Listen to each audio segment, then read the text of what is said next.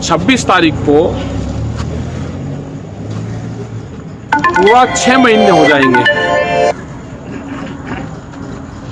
और सरकार को 7 साल हो जाएंगे 26 तारीख को ही। सरकार बात नहीं मान रही।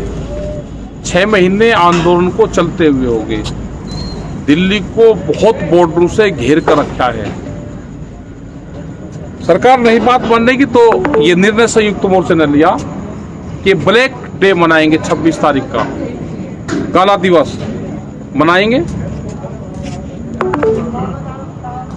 काले झंडे अपने घरों पर लगाएंगे, अपनी गाड़ियों पर लगाएंगे, अपने ट्रैक्टर पर लगाएंगे और 10-11 बजे के आसपास सुबह किसी भी टाइम जिसको टाइम मिले वो अपने गांव में, अपने चौराहे पे, अपने शहर में कहीं पे भी सरकार का पुतला दहन करेगा।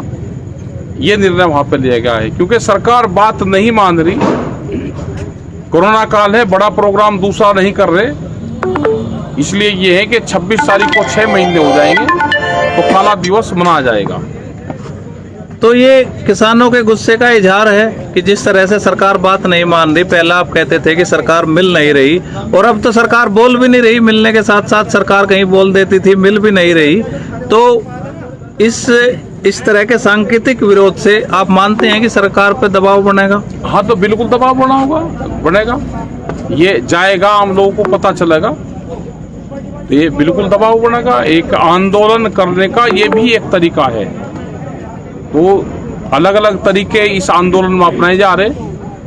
तो ब्लैक डे का भी एक आंदोलन का तरीका है और उस आंदोलन के तरीके को हम अख्तियार करेंगे, सरकारों तक अपनी बात पहुंचाने का काम करेंगे। आप हमेशा बहुत सशक्त अपील करते हैं, तो इस बारे में भी आपने किसानों से क्या अपील की है? किस तरह से लोगों को संदेश भेजा है? क्या तरीका किसान संगठन अपना रहे हैं? वर्चुअल मीटिंग भी कर रहे हैं, आपस में व्हाट्सएप ग्रुप पे बहुत लिटरेचर भी भेजा जा रहा, तमाम पोस्टर भी भेजे जा रहे। तो अब किसानों से किस तरह की अपील है और आगे आंदोलन को किस तरफ ले जाना चाहते हैं आप लोग? आंदोलन शांतिपूर्ण तरीके से रहेगा, चलता रहेगा। आंदोलन लंबा चलेगा तो किसान उसकी तैयारी जरूर करे। अपने खेत पे जैसे ध्यान देता है उसी तरह का ध्यान अपने आंदोलन पर दे। जो पोस्टर भेजे जा रहे हैं उनको पढ़े, जो गाइडलाइंस है उसको पढ़े और शांतिपूर्ण तरीके से जो जहां पे है वहीं पे ही प्रदर्शन करें। वो इसका हिस्सा बने आंदोलन का और जब ही सरकारों तक ये मैसेज जाएगा।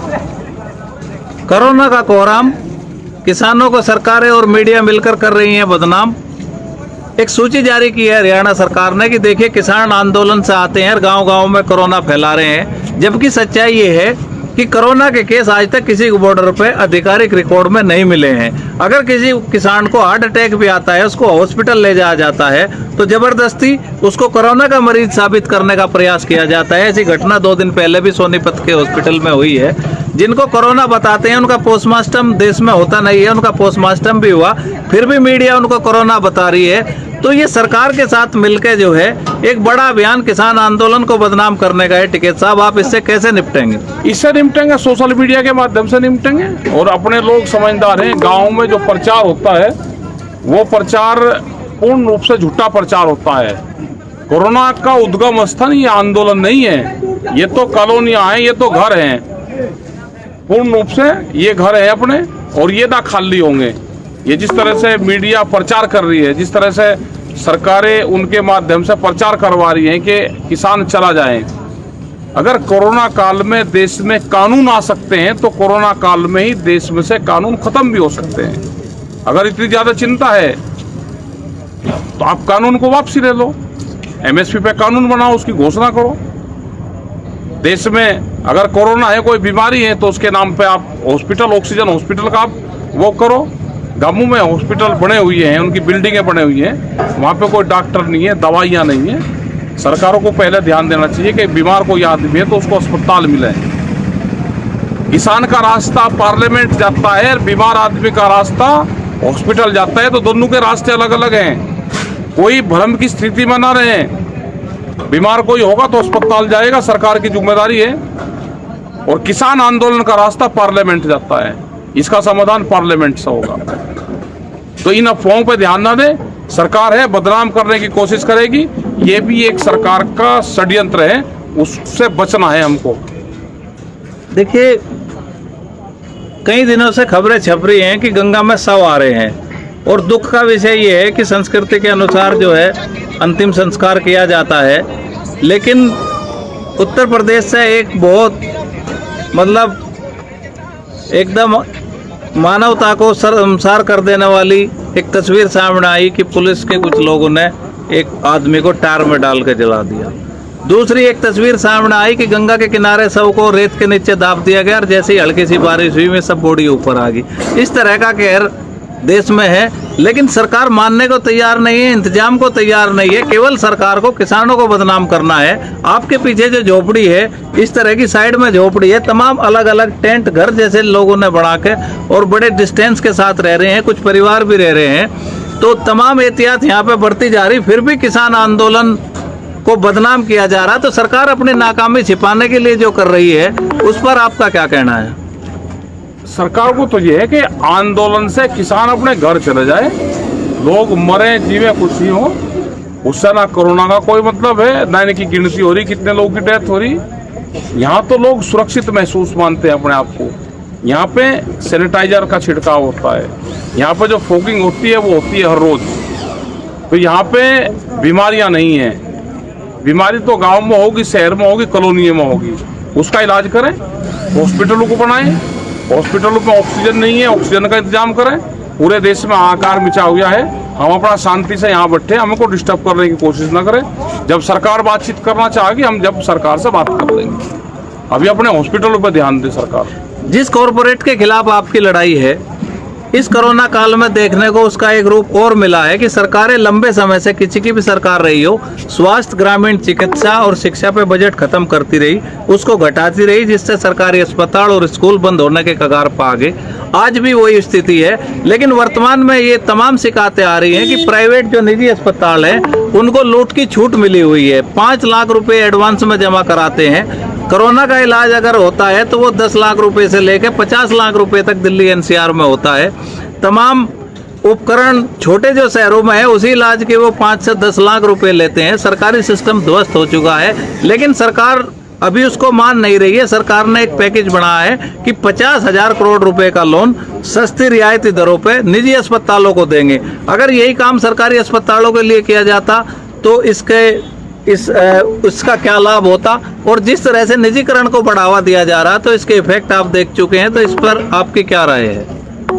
सरकारी हॉस्पिटलों को ये फंड देते, वहाँ पे जो बिल्डिंग बनी हुई है उसमें डॉक्टर को बैठाते, वहाँ पर दवाई देते, तो ये देश बचता, गरीब आदमी अपना इलाज करवा लेता। आज सारा प्राइवेटेशन हो रहा है। प्राइवेट हॉस्पिटलों में लूट के सिवा कुछ नहीं है। डॉक्टर बच के जाते हैं, लेकिन उनको पैसा चाहिए। पूरी जनता से जो पैसा है कोरोना के नाम पे वो खाली करवा लिया। एक बड़ा षड्यंत्र है। सरकारी हॉस्पिटल, हमारे सरकारी डॉक्टर, उसके इंतजाम करना चाहिए था। उतना फंड उन पर हम लगाते तो उससे ज़्यादा फायदा हो जाता। और बहुत जगह जहाँ प्रेशर दे के काम करवाए हैं, वहाँ पे काम चल रहे हैं। 8-8, 9-9, 10-10 सिलेंडर एक का गाँव में अगर दे दिए तो उससे बहुत लोगों की जान बची। यहाँ पे जो सिख समुदाय हैं, इंटरनेशनल खालसा के माध्यम से जो यहाँ पे गाजियाबाद में लंगर चला गया ऑक्सीजन का, उससे कई हजार लोगों की जान यहाँ पे बची। संयुक्त मोर्चे उनका धन्यवाद कर रहा, उनके साथ में हमेशा रहता है। जब पुलिस उनको तंग करती थी तो किसान संगठन वहाँ पे खड़ा हुआ। और आज यही सरकारें, यही अधिकारी उसकी तारीफ कर रहे। आज उनको पूर्ण रूप से वे फैसिलिटी अवेलेबल करवाई। अगर वो पहले से ही करवा देते तो बहुत लोग ऐसा है कि जो इसमें योगदान दे सकते हैं। बहुत जगह हमने अपने सिलेंडर भिजवाए तो उन सिलेंडरों से लोगों की जान बची है। तो ऑक्सीजन पर हमको काम करना चाहिए, दवाइयों पर हमको काम करना चाहिए। और जो रूरल पे जो हॉस्पिटलों की बिल्डिंग पड़ी है, उनको ठीक करके वहाँ पे हमको काम करना चाहिए। आपदा के समय चाहे कोई सरकार हो, अगर हमारे आसपास या कहीं भी दुनिया में कोई आपदा आती है तो सरकारें एक दूसरे की मदद करती हैं। लेकिन हिंदुस्तान में बहुत सारी तस्वीरें और खबरें इस तरह की आ रही कि मदद करने वालों पर ही मुकदमा लिखा जा रहा, चाहे वो सिविल सोसाइटी हो या किसी राजनीतिक दल के लोग हो। उनसे क्राइम ब्रांच पूछताछ करती है, उनकी एम्बुलेंस बंद कर दी जाती हैं और तमाम ऐसी दिक्कतें पैदा की जाती हैं। उन पर ऑक्सीजन स्टोरेज के मुकदमे लगते हैं। तो इस पर सरकार की क्या मंशा है? सरकार की मंशा ये है कि लोगों को मरने दो, ये हो सकता है किसी दवाई का ट्रायल हो रहा हो, ये समझ में नहीं आया कि लोग मर रहे हैं और सरकार पूर्ण रूप से चुप है। लोगों को मरने के लिए छोड़ दे, अगर कोई मदद करता है तो उसे कहे कि ना इसकी मदद मत कर, उसके ऊपर मुकदमा लिखा जाता है। तो ये तो पहली बार देखने को मिला। तो इसका जनता ही इसका जवाब देगी पूर्ण रूप से, कौन लोग उनकी मदद कर रहे हैं, कौन लोग अपने घरों में बैठे हैं। जितने भी लीडर्स हैं वो कोई सड़कों पर नहीं है, कोई बातचीत नहीं करना चाहता, कोई अपने लोगों की मदद नहीं करना चाहता। गरीब आदमी अपने मरीज को लेके और हॉस्पिटलों की ठोकरें खाता फिरता है, उसको कोई इलाज नहीं मिलता। तो यह है कि सरकारों को शर्म आनी चाहिए और भारत सरकार को इस्तीफा देना चाहिए। पल पल की अपडेट के लिए हरियाणा 36 लाइव चैनल को सब्सक्राइब करें और बेल आइकन को दबाएं।